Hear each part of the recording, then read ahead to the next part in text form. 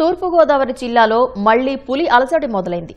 పాండవుల కొండపైకి పులి చేరింది. మరింత సమాచారం మా ప్రతినిధి వెంకటరమణ ప్రత్యక్ష ప్రసారం ద్వారా అందిస్తారు.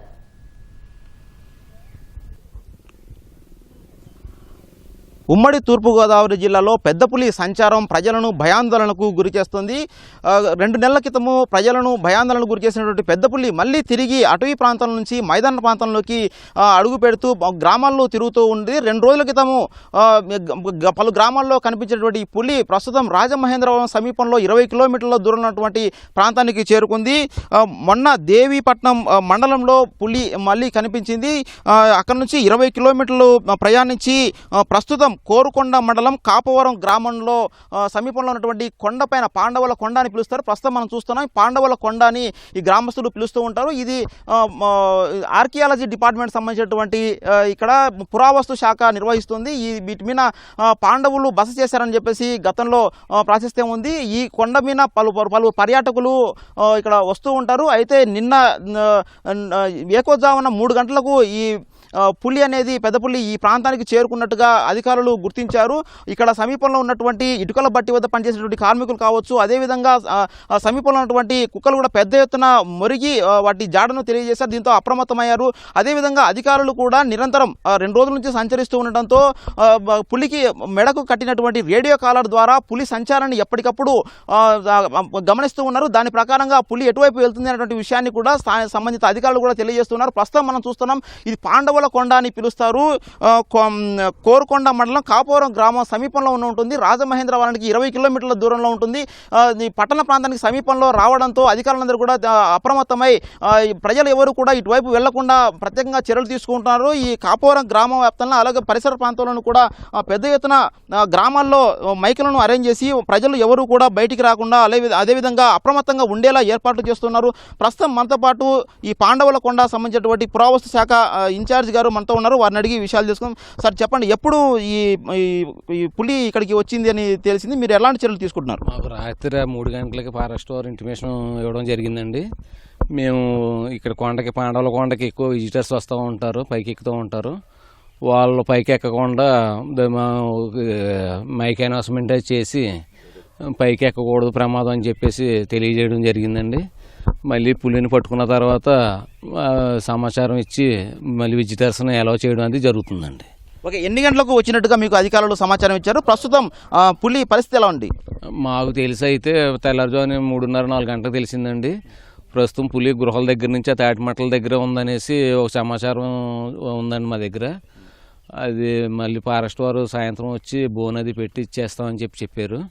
అది దొరికిన తర్వాత మళ్ళీ విజిటర్స్కి మెసేజ్ ఇవ్వడం అది జరుగుతుందండి. ఓకే, ఆ కొండ మీద ఎలాంటి ఉంటాయి? అటువైపు పర్యాటకులు వెళ్లకుండా ఎలాంటి జాగ్రత్తలు తీసుకుంటున్నారు? మేము మా గేట్ల దగ్గర మనుషులను పెట్టి వెళ్లకుండా అది ఆఫ్ చేస్తున్నామండి. ఊళ్ళో కూడా గ్రామ ప్రెసిడెంట్ గారు అది మైక్ అనౌన్స్మెంట్స్ అది చేయించడం జరిగింది. డిపార్ట్మెంట్ తరపుని పంచాయతీ తరపుని కూడా దాని మీద విజిటర్స్ ఎవరో కూడా నేను పొద్దు నుంచి ఎవరో రావడం లేదండి. మొత్తం ఎంత విస్తీర్ణం ఉంటుందండి అది? ఇది మొత్తం కొండ అండి. సుమారుగా ఒక 60 నుంచి 70 ఎకరాల్లో కొండ ఉంటుందండి మొత్తం ఏరియా సరౌండింగ్. అదంతా కూడా తిరుగుతున్నట్టుగా తెలుస్తుంది ఏమన్నా పులి? అంటే మాకు ఇందాక ఉన్న సమాచారం ఏంటంటే గృహాల దగ్గర ఉంది, గృహాల దగ్గర నుంచి తాటిమట్టల దగ్గరికి వచ్చింది అనేది సమాచారం ఉందండి. గుడి మొత్తం తిరుగుతుంది అనేది కూడా చెప్తున్నారండి. అది చూడాలండి. ఓకే, ప్రస్తుతం మనతో పాటు ఈ కాపవరం గ్రామానికి సంబంధించినటువంటి సర్పంచ్ గారు మనతో ఉన్నారు. వారిని అడిగి తెలుసుకుందాం. చెప్పండి, పెద్ద పులి మీ గ్రామ పరిసర ప్రాంతాలకు వచ్చింది, మీరు ప్రజలను ఎట్లా అలర్ట్ చేస్తున్నారు? ఈ ప్రజలకు ఇబ్బందులు కలగకుండా ఎలాంటి జాగ్రత్తలు తీసుకుంటున్నారు? రాత్రి 3:30-4 గంటలకు మాకు తెలిసిందండి. తెలిసే వెంటనే మైక్ అనౌన్స్ చేసి ఊరంతా తిప్పాం, మైకిల్లో చెప్పాం, ఎవరో బయటికి రావద్దబ్బా, మీరు అప్రమత్తంగా ఉండొద్దు, మనకి ఎటు నుంచి ఎటు వచ్చినా ప్రమాదాలు జరుగుతాయి అని పొలం కానీ చేలలోకి కానీ ఎవరిని బయటికి రాకుండా చేస్తున్నామండి. దాన్ని మాత్రం మీరు వెంటనే మాకు ఇబ్బంది కలగకుండా దాన్ని వెంటనే తరలించేలాగా చూడాలి మీరు డిపార్ట్మెంట్ ద్వారా. ఇక పర్యాటకులు కూడా చాలా మంది వస్తూ ఉంటారు, ఇటు గ్రామీణ మన గ్రామంలో వాళ్ళు కూడా వస్తూ ఉంటారు. సో వాళ్ళకు మీరు ఎట్లా జాగ్రత్తలు చెప్తున్నారు? ఇటువైపు రాకుండా ఎలాంటి చర్యలు తీసుకుంటారు? డిపార్ట్మెంట్ ఉన్నారు కదండి, మొత్తం గేట్ల కాడ ఉండి ఎవరిని రావద్దమ్మా ఇలా ఉంది పరిస్థితి అని మొత్తం అందరికీ తెలియపరిచి ఎవరిని రానివ్వరండి. సో ఎలాంటి చర్యలు తీసుకుంటున్నారు? పిల్లలు కావచ్చు, కొంతమంది వస్తుంటారు, అంటే పశువులు ఉంటాయి ఊళ్ళల్లో, సో పశువుల మీద ఎక్కువ దాడి చేస్తుంది మొదటి నుంచి చూస్తే ఈ పులి. ఆ పశువులు సంరక్షణ విషయంలో ఎలాంటి జాగ్రత్తలు తీసుకుంటారు మీరు? పశువులు రాకుండా ఏరే మార్గం వెళ్ళేలాగా మేము చూసి ఏరే బయటికి తప్పిస్తామండి. ఇక్కడ కాపలా ఉంటారు మా డిపార్ట్మెంట్ కూడాను. ఎవరి మనుషులు కానీ పశువులు కానీ రాకుండా మేమంతా ఏర్పాటు మేము చేస్తామండి. ఓకే, ఏం చెప్తున్నారు మీరు? ఆ ఫారెస్ట్ అధికారులకు మీరేం సూచిస్తారు? అంటే ఇబ్బందులు కలగకుండా ఎలాంటి ఏర్పాటు చేశారు వాళ్ళు?